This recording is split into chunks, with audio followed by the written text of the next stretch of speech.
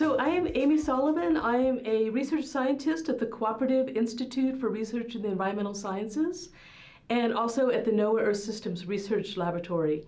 And my role in MOSAiC is that I'm responsible for coordinating the international forecasting efforts in support of the campaign, and then to use the forecasts during and after the campaign to understand the biases due to our lack of understanding of certain model processes that limit the skill of our forecasts. And so the talk today is on Arctic process modeling, where I'm going to be using examples from cloud processes in order to illustrate some of the concepts. So process modeling is an iterative process between observations and theory, where we start by making observations, and then we think of interesting questions based on the observations, and then we formulate hypotheses to explain the phenomena, and we develop ways to test these hypotheses, and from that, we develop new theories. And with that new understanding, we go back into the field and make more observations. And so this is an iterative process between the observations and the theory. So the story here that I'd like to tell starts with the surface heat budget of the Arctic Ocean Campaign, or SHEBA, which took place between September 1997 and September 1998. And it was a similar campaign to MOSAiC in that it was a drift experiment where an icebreaker was just drifting with the ice over a full annual cycle. And one of the observations that they made during SHEBA was that they observed liquid and clouds down to temperatures of minus 40 degrees Celsius.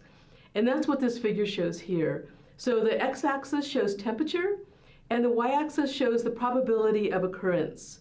So the percentage of the time that these types of clouds were observed. And the solid line shows when there was only ice in the cloud.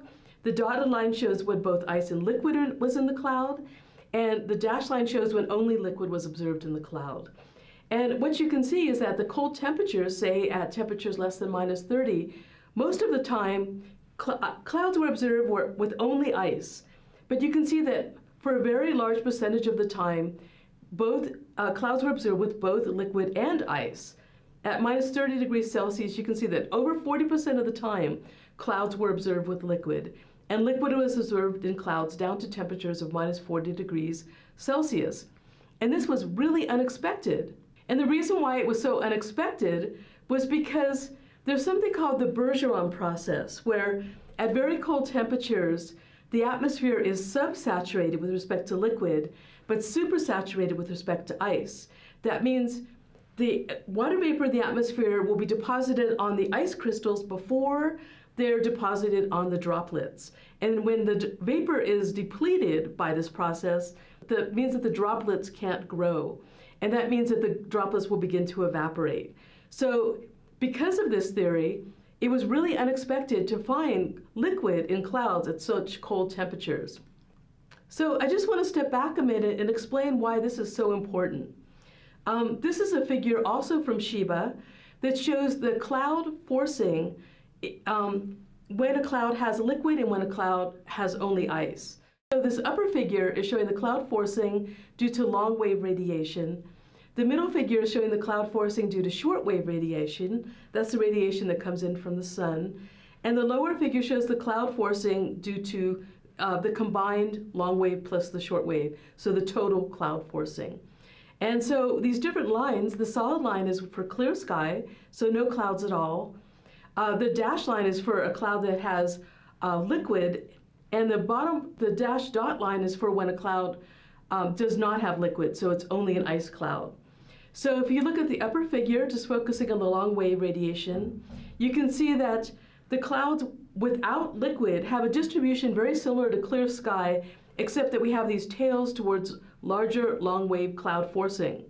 But what's really dramatic is that when a cloud has liquid, you see this very large shift towards positive long wave forcing. So this is to highlight that having liquid in clouds has a very large and dramatic impact on the surface energy balance and on the atmospheric structure. But what's really important is how well we're able to represent these processes in climate models, because there's something called Arctic amplification. That's when the Arctic is warming more rapidly than the rest of the globe. And that's something that we're observing today. So this is clearly a process that we need to be able to simulate in order to be able to make projections of future climate. And so what this figure is showing, the x-axis is showing the total Arctic warming, and the y-axis is showing the contribution from all of the different processes that contribute to Arctic warming. And this is for almost all of the climate models that were contributed to the last IPCC report. And so the slope of the line is showing that each of these models is representing these processes in a very different way. And what I want to focus on for this talk are the cloud feedbacks, which is shown in turquoise. And so if you look on the right, this shows the bar and whisker plots. And in the turquoise, you can see that the spread in the how these cloud feedbacks are represented in the different climate models differs by plus or minus 1 degree. And not only that, the different models don't agree on whether the clouds are playing a role in warming the Arctic or in cooling the Arctic. So this is showing that the uncertainties in how we're representing these processes are limiting our ability to make meaningful projections. So I've shown that it's really important to start with the observations and ask the interesting questions and developing, now we need to develop meaningful hypotheses. But what's really interesting is that most of the time, there are a number of hypotheses that can explain the same observed phenomena. And that's what's highlighted in this figure here.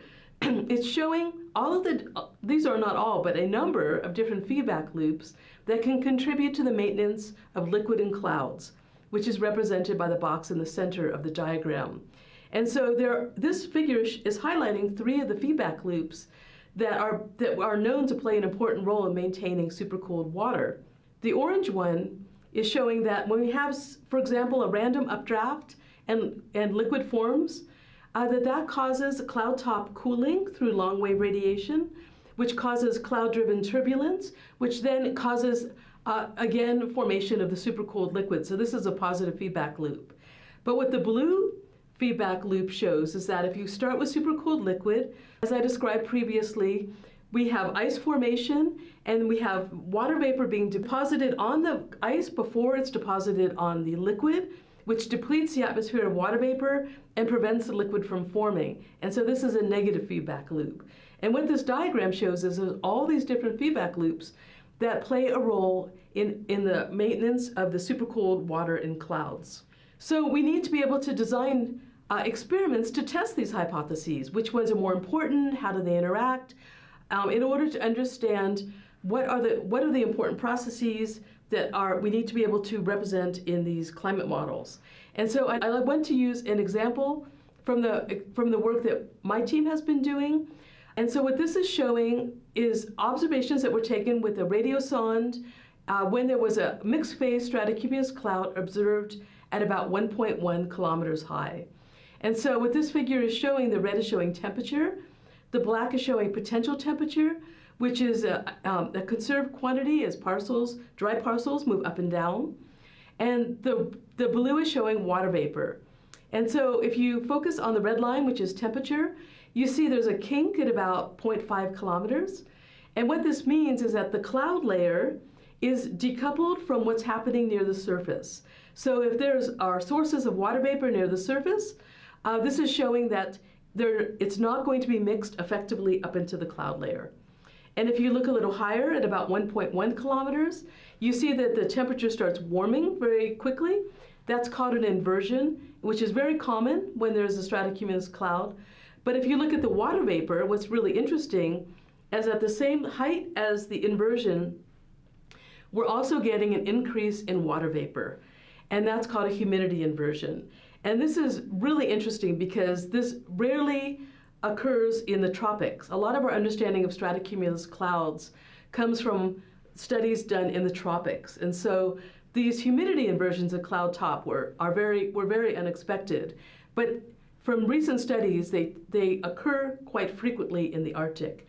And so one of the hypotheses that we developed is maybe in cases where a cloud is decoupled from the surface, maybe it's the water vapor at cloud top that can be the source of water vapor that maintains liquid in the cloud. So then we need to develop experiments to test this hypothesis. This is from a simulation of a cloud model where the horizontal resolution is about 50 meters, and we're writing out equations to describe the evolution of the clouds, the liquid in the clouds and ice in the clouds, and how that affects the atmospheric structure. So to design the experiment, we start with different total water profiles. The blue line is showing the profile, sort of idealized version of what was observed with the sounding. The red line and the black lines are showing sensitivity studies to test our hypothesis. And so the red line is showing what happens to the cloud when we remove the water vapor below the cloud layer. And the black line is showing what happens to the cloud when we remove the water vapor above the cloud layer. And the lower figure shows the result of our experiment. If you just focus on the solid lines, that's the liquid in the clouds. So the blue is showing our control simulation, the amount of liquid in the clouds. The red line is showing the impact of removing the water vapor below the cloud layer. And as you can see, it has very little impact. But what's really interesting is that when we remove the water vapor above the cloud layer, it dramatically reduces the amount of liquid in the cloud. And so this is confirming our hypothesis that these humidity inversions at cloud top may be playing a very important role in the maintenance of liquid in the cloud at these cold temperatures when the cloud is decoupled from the surface layer. So we've gone around this circle where we're starting with observations and we're asking questions and we're formulating hypotheses and developing experiments to test these hypotheses and then developing new understanding. And with that new understanding, we go back into the field and make new observations. And that's where MOSAiC comes in, because even though it's a similar experiment to SHEBA, we have a lot more instruments to measure things that we were not able to measure before, and we have a lot of new understanding over the past 20 years that we are making measurements of and testing hypotheses with the new observations that we're making during MOSAiC.